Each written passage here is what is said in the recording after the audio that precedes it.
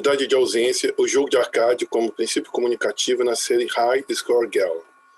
Em nosso estudo, analisamos como jogos de arcade da década de 1990, na série animada de TV High Score Girl, baseada no mangá criado por Rensuke Oshikiri e atualmente transmitida pelo canal de streaming Netflix, afirmam por meio do comportamento dos personagens Haru, Yaguchi e Akira Ono os conceitos de comunidade de ausência e ausência de comunidade que Maurice Blanchot explora a partir de sua leitura da obra de Georges Bataille. Tais conceitos criam um tipo específico de comunicação entre os personagens, uma vez que Haru e Akira vivem experiências não reconhecidas, voltadas para aquilo que Bataille define como dispêndio improdutivo em seu livro A Parte Maldita. Pela impossibilidade de serem eles mesmos, o desafio dos jogos isola-os da sociedade, ao mesmo tempo que os protege e os coloca em estado de perda, de maneira que as situações geradas por esse processo levam-nos em direção um ao outro, ao torná-los conscientes da própria limitação de suas existências, das realidades que os separam e da necessidade de jogarem juntos. Nas produções audiovisuais japonesas, o jogo como construção da narrativa ou tema é recorrente, como podemos observar nessas obras. Kaiji, o mundo das apostas, Pokémon, Dragon Ball, Street Fighter 2, No Game No Life, Liar Game. Essas são inúmeras obras, assim como tantos outros animes que alcançam uma grande recepção entre o público em geral, devido talvez à maneira como os criadores dessas séries conseguem criar janelas de identificação entre o telespectador e seus personagens. A relação que os telespectadores têm com os personagens de anime constitui-se, a princípio, em uma identificação no instante em que ocorre uma suspensão da realidade e a ficção apresenta-se como um simulacro, por meio das estratégias que o cinema de animação apreendeu da decupagem clássica ao reproduzir os aspectos ilusionistas da imagem em movimento projetados na tela como uma janela ilusória que se confunde com a realidade.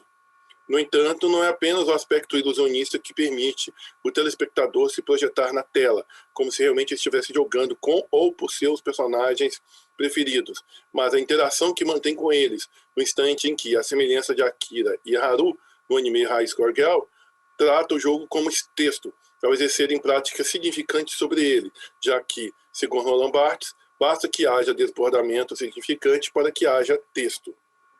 Assim, a leitura torna-se um processo de significância a partir do qual produções perpétuas originam-se, durante o qual o sujeito do texto, escapando à lógica do ego cogito e enveredando por outras lógicas, a do significante e a da contradição, debate-se com o sentido e desconstrói-se, perde-se. Por isso, Akira e Haru não se projetam nos personagens dos jogos de arcade, mas, ao mesmo tempo, se encontram e se perdem neles, ao desconstruí-los a partir da apropriação e da ressignificação. O anime inicia-se quando Yaguchi Haru, um colegial desmotivado e um dos piores alunos da turma, encontra no fliperama que frequenta sua colega de classe Ono Akira. Até então, Yaguchi Haru tinha no fliperama e nos jogos de arcade a justificativa de sua existência, uma vez que, ao se ver como um fracassado e ao se comparar com seus colegas, principalmente com Akira, a garota com as melhores notas de sua turma e futura herdeira de uma família rica e tradicional do Japão, faz desses jogos uma outra realidade, na qual se considera invencível diante daqueles que o desafiam no seu jogo favorito, Street Fighter 2. Aqui nós temos um gráfico, um esquema mostrando exatamente a diferença e semelhanças que agrupariam a Akira e a Haru como jogadores e como uma comunidade, como pertencentes a uma comunidade de jogadores. De um lado nós temos eles como sujeitos, né, movidos por um princípio de insuficiência revelado pela imanência da morte que cada indivíduo traz consigo, conforme estuda Georges Bataille em O Erotismo, e por outro lado, nós temos a comunidade de jogadores, né, baseada na coletividade. Os indivíduos são movidos por um interesse comum, mas como seres descontínuos que são, cada um está apartado do todo.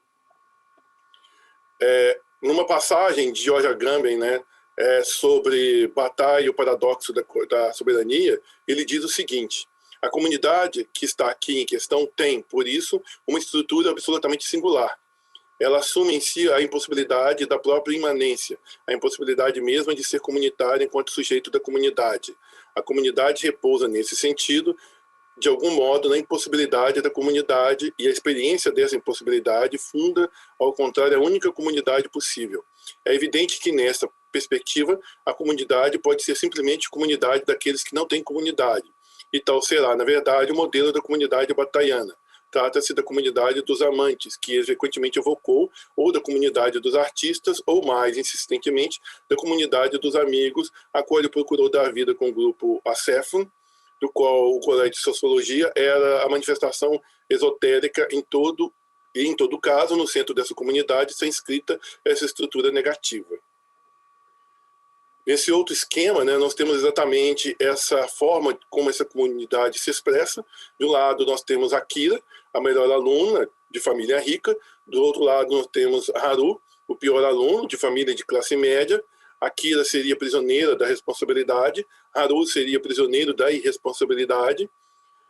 Akira seria movida pelas expectativas por parte da sociedade, da família e escola. E o Haru, como um fracassado, ele não teria nenhuma expectativa por parte da sociedade ou da escola. Mas há um ponto de convergência pelos dois personagens, que seria o jogo como mímica, né, que geraria uma fuga da realidade. A mímica é uma das 4 categorias fundamentais do jogo, definidas por Roger Caillois.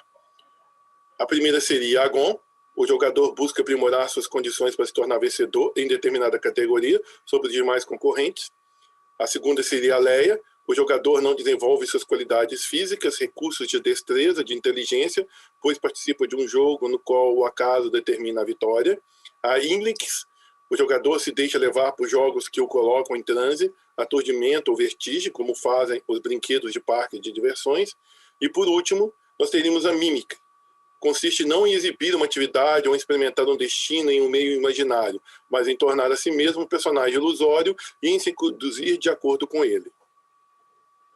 A mímica, portanto, possibilita que os personagens, Akira e a Haru, se reconheçam nos personagens de seus jogos de arcade preferidos, ao se apropriarem deles e ao transformá-los em uma espécie de conselheiros, como ocorre no filme Sonhos de um Sedutor de Woody Allen, quando os personagens interpretados por este cineasta passa a interagir com o personagem Rick Blaine, personagem vivido por Humphrey Bogart no filme Casablanca.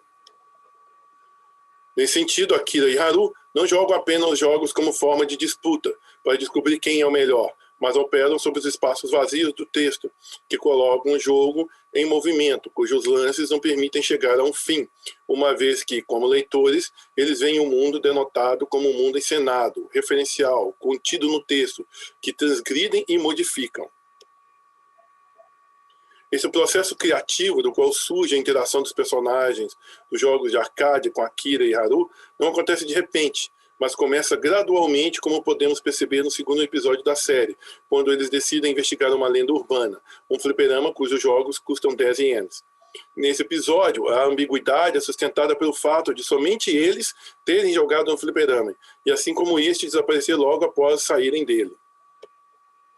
No episódio 3, assistimos ao desenvolvimento da metalepse, definida por Gerard Genette como qualquer introdução do narrador extradiegético do que é narrado no universo diegético, que produz um efeito de estranheza, cômico ou fantástico, semelhante ao que ocorre em 6 personagens à procura de um autor, ou no filme Sonhos de um Sedutor. Nesse sentido, em particular, Haru é confrontado, desafiado mesmo, pelos personagens do jogo de arcade, a correr atrás de Akira para pedir-lhe desculpas e indiretamente declarar sua paixão, ao entregar a ela o anel de plástico que ganhara em um dos jogos de fliperama fantasma, no episódio anterior. A partir do episódio 3, o jogo, ao se desdobrar da diegese dos jogos de arcade para o universo de Akira e Haru, evidenciará ao longo da série ainda mais a ruptura entre a realidade em que eles vivem e aquela na qual conseguem se comunicar de maneira plena, uma vez que não se subordinam ao pragmatismo do dia a dia, com suas regras e punições.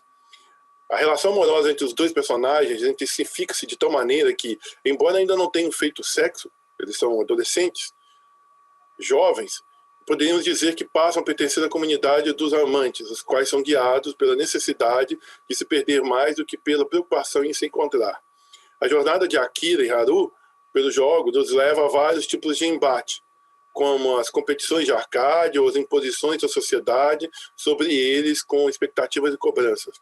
No entanto, o jogo mais perigoso, mais doloroso, torna-se o encontro com o outro, A pessoa amada que reflete a solidão e incompletude que habitam em todos e nunca será preenchida, vencida.